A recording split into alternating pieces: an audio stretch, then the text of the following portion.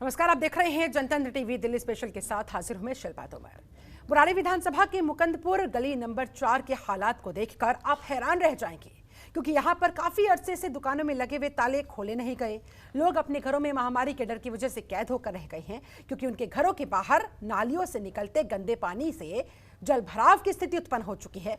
वहां पर जो पानी फैला हुआ है उसकी वजह से जो बदबू फैल रही है उससे लोग हद दर्जे के परेशान हैं। ये रिपोर्ट देखिए।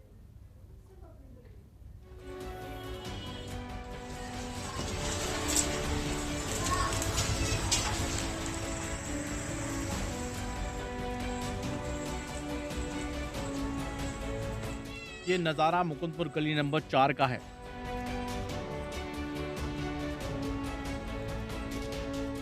जहां चारों तरफ गंदे पानी के निकास के लिए कोई भी जगह नहीं है। चारों तरफ जल भराव इस कदर हो गया है कि आसपास में बनी दुकानों के शटर पर लगे ताले काफी महीनों से नहीं खुले हैं।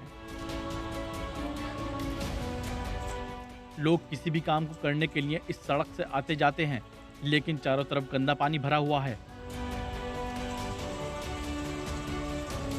वो इस गंदे पानी में किस तरह दीवार का सहारा लेकर रास्ते से जाते हैं, ये तस्वीरों में साफ दिखाई दे रहा है। वहीं यहाँ के लोगों का कहना है कि ये गंदा पानी पिछले कई महीनों से यहाँ भरा हुआ है। भैया ये बिल्कुल ठप पड़ा है। 1 रुपए की दुकानदारी नहीं होती, पूरे दिन दुकान में बस मक्खी मारते हैं बैठ के। किस वजह से क्या करना? सबसे बड़ी दिक्कत है भैया गंदगी, यहाँ पे कोई जाने को राजी नहीं है। पानी भरा हुआ है। पानी भरा हुआ है, कोई सफाई करने नहीं आता। बच्चे कहाँ से निकलेंगे यहाँ से गंदगी से? ये आज से नहीं 1.5 वर्षों से ऐसा ही है। सारे लोगों का कारोबार चौपट हो चुका है। इस रोड पर ना ही किसी का बिजनेस चल रहा है और ना ही कोई पब्लिक आ रहा है। इस स्थिति में पब्लिक जो है, बिजनेसमैन जो है आत्महत्या करने पर मजबूर हो चुके हैं, और ना ही यहाँ के निगम पार्षद और ना ही यहाँ के विधायक कोई इस पर ध्यान देते हैं। बार बार निगम पार्षद और विधायक जी को इसका फोटो भेजा गया है, फिर भी वो कान में तेल डाल करके सोए हुए हैं कुंभकर्णी नींद में।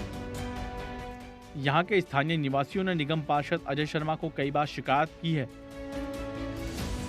लेकिन अभी तक समस्या का समाधान नहीं हो पाया है। पानी की निकासी न होने से चारों तरफ जल जमा हो गया है। साथ ही गंदे पानी की वजह से यहाँ रहने वाले लोग अपने घरों में कैद हो गए हैं। इतना ही नहीं, यहाँ रहने वाले लोगों को अब बीमारी का डर भी सताने लगा है, क्योंकि यहाँ जो अस्थमेटिक बीमारी से लोग जूझ रहे हैं उन्हें सांस लेने में काफ़ी दिक्कत होती है। इतना ही नहीं, यहाँ रहने वाले लोगों के शरीर पर अब चर्म रोग भी होना शुरू हो गया है। हालांकि यहाँ नालियों और गलियों का जगह जगह कार्य निर्माण चल रहा है, लेकिन यहाँ के लोगों का आरोप है कि गली और नालियों का कार्य निर्माण तो अभी फिलहाल शुरू हुआ है, लेकिन ये समस्या काफ़ी महीनों से बनी हुई है। सबसे बुरा हाल अगर आज तक कोई जाने तो हमारे इस 20 फुटे का है। ये 20 फुटा है पार्ट 2 की गली। वो दुर्दशा में जी रहे हैं यहाँ पे। मैं यहाँ के विधायक संजीव झा जी से ये अनुरोध करता हूँ कि या इन लोगों ने कुछ तो वोट दिया होगा। 200 घर है इस गली के अंदर, 100 लोगों ने, 50 लोगों ने तो 2 महीने पहले भी हमें मीडिया के माध्यम से हमने संजीव झा जी को दिखाया था, लेकिन आज तक उनके कान पे कोई जू नहीं रेंगी है। वो मीडिया को एक बाइट दे देते हैं, एक टाइम दे देते हैं कि मैं 10 फरवरी से रोड बना दूंगा, टेंडर हो गया है, ये हो गया है। मतलब झूठ की राजनीति करते आए हैं। केजरीवाल जी से उन्होंने यही सीखा है, उनके गुरु हैं, और झूठ की राजनीति ही केजरीवाल ने की है। और सिर्फ उनका एक होर्डिंग पोस्टर के अंदर विकास दिखता है। ग्राउंड लेवल विकास ये है जो कि आप दिखा सकते हैं। मैं अपनी तरफ से नहीं कह रहा हूँ। मुकुंदपुर के अंदर कहीं भी जाओगे आप इस तरीके का नाली, अब ये देखिए यहाँ से बच्चे कैसे किस तरह से निकल पाएंगे। लोग नरक का जीवन जी रहे हैं, और संजीव झा जी को होश में आ जाना चाहिए, नहीं तो जनता अगर जाग के खड़ी हो गई तो संजीव झा जी दिक्कत होगी। फिलहाल अब ये देखने वाली बात होगी कि यहाँ के जनप्रतिनिधि इस समस्या का समाधान कैसे करेंगे, क्योंकि निगम पार्षद अजय शर्मा और विधायक दिल्ली में हो रहे उपचुनाव के प्रचार में व्यस्त हैं और मुकुंदपुर की जनता यहाँ नरकीय जीवन जीने के लिए मजबूर है। जनतंत्र टीवी के लिए नसीम अहमद की रिपोर्ट।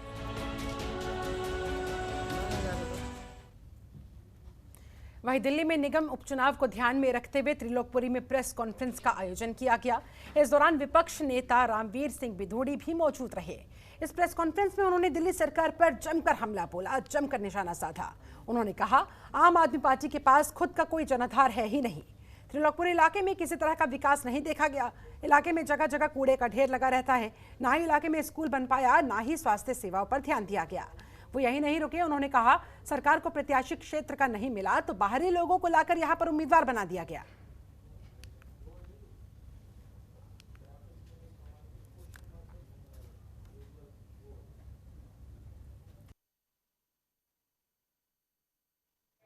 मीडिया को ये बताने के लिए कि त्रिलोकपुरी से भारतीय जनता पार्टी के उम्मीदवार श्री ओम प्रकाश जी, जो बहुत ही क्षेत्र के लोकप्रिय कार्यकर्ता हैं, वो भारी अंतर से चुनाव जीतने जा रहे हैं और उसके कारण भी हमने बताए हैं। अरविंद केजरीवाल ने पिछले 6 सालों में दिल्ली के लोगों से जो वायदे किए हैं, किसी एक वायदे को पूरा नहीं कर पाए।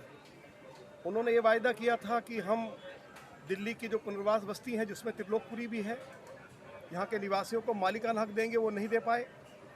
उन्होंने एक बार नहीं 4-4 बार वायदा किया कि हम त्रिलोकपुरी या दिल्ली के लोगों को 24 घंटे स्वच्छ जल उपलब्ध कराएंगे। आज लोगों को पीने का पानी नहीं मिल रहा है, बिजली के नाम पर बड़ी भारी लूट है। पिछले 6 सालों में अरविंद केजरीवाल की सरकार एक भी डीटीसी की बस खरीद नहीं पाई। पूरा जो पब्लिक ट्रांसपोर्ट सिस्टम है वो कोलैप्स कर गया है। हमारी मेट्रो जो 2017-2018 में 4th फेज पूरा होना चाहिए था, वो अभी शुरू हुआ है।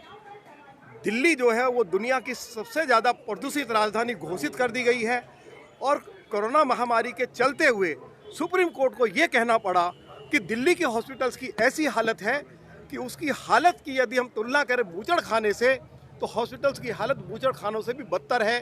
ये सुप्रीम कोर्ट ने दिल्ली के अस्पतालों के बारे में कहा है। वहीं पेट्रोल डीजल की बढ़ती कीमतों को विरोध में आज दक्षिण दिल्ली नगर निगम में कांग्रेस नेता अभिषेक दत्त साइकिल चलाकर सिविक सेंटर पहुंचे। उन्होंने कहा, आने वाले समय में जिस तरह से पेट्रोल और डीजल की कीमतें तेजी के साथ बढ़ती जा रही है, उससे लोग साइकिल तो क्या पैदल तक चलने को मजबूर हो जाएंगे।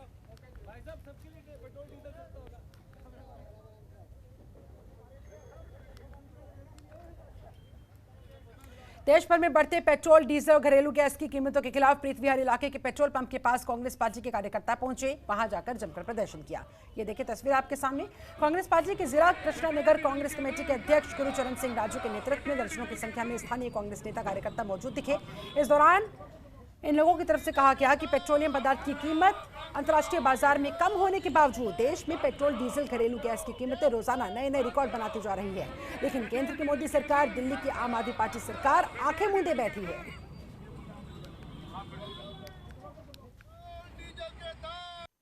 जनता को समझना चाहिए। अगर जनता अभी भी नहीं समझेगी तो जनता बाद में रोएगी। बाद में लोग हमें कहते हैं कुछ करिए, तो कहाँ से करेंगे? जब आप ताकत दोगे तभी तो हम कुछ करेंगे ना। जब हमारे लोग उसमें जब पार्लियामेंट में जाएंगे, जब हमारे लोग विधानसभा में जाएंगे, जब हमारे लोग कॉर्पोरेशन में जाएंगे, तो वहाँ पर आपकी लड़ाई लड़ेंगे। वहाँ पर लड़ाई लड़के आपकी बात को बुलंद करेंगे, आवाज़ को बुलंद करेंगे।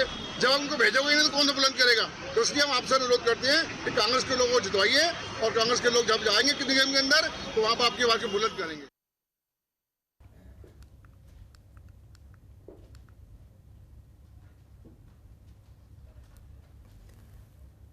तो कुछ इस तरह से दिल्ली के प्रीत विहार इलाके में कांग्रेसी कार्यकर्ताओं ने, स्थानीय नेताओं ने पहुंचकर जमकर बीजेपी के खिलाफ नारेबाजी की। पेट्रोल डीजल के बढ़ते दाम के विरोध प्रदर्शन में ये तस्वीरें आपके साथ।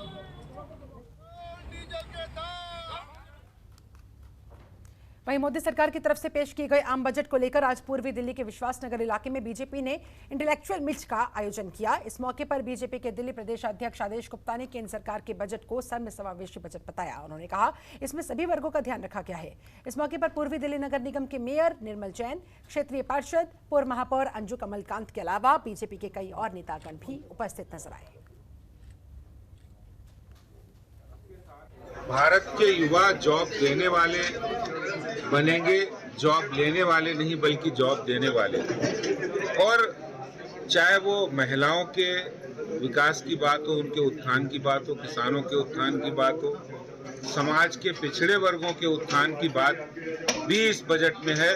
और इसके साथ ही साथ हेल्थ पर, इंफ्रास्ट्रक्चर पर बहुत ज़्यादा पैसा इस बजट में रखा गया, जिसके माध्यम से देश के अंदर स्वास्थ्य सुविधाएं बढ़ेंगी और जो एक बड़ी आबादी का देश है, स्वास्थ्य सुविधाएं उनको पूर्ति होगी।